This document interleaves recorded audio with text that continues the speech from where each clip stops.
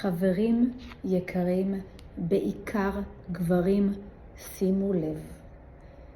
יש פסק דין מהשבוע האחרון של בית הדין הרבני בחיפה. איש קיבל לשלם כתובה על מעל 500,000 שקל. אני חוזרת.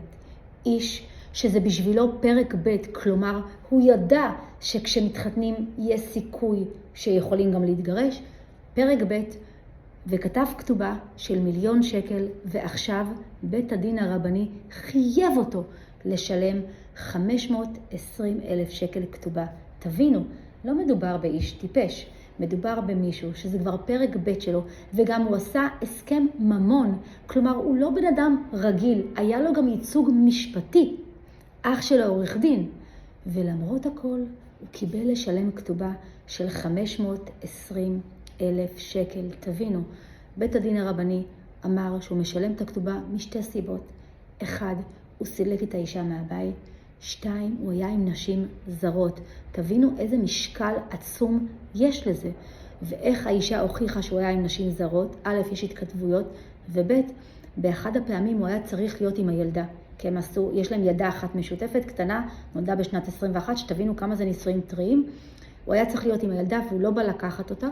האישה לקחה שכרה את שירותיו של חוקר פרטי.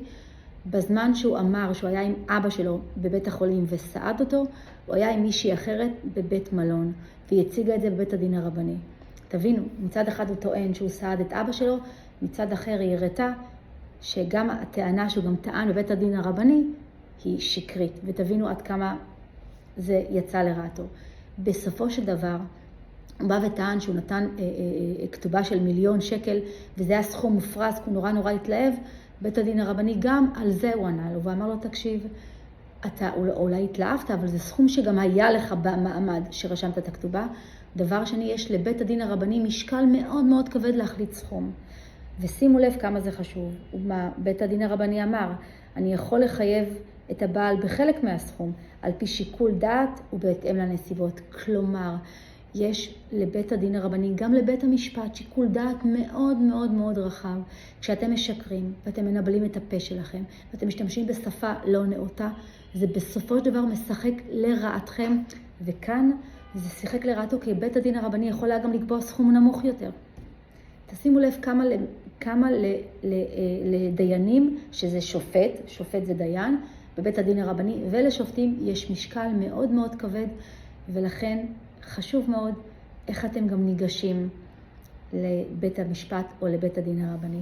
שימו לב כמה דברים. 1, לכתובה שאתם רושמים, יש לה כוח ויש לה משקל. 2, להתנהגות שלכם יש משקל ויש כוח. והכי חשוב, תהיו אנשים טובים, ישרים והגונים, ושיהיה לכם חג סוכות שמח.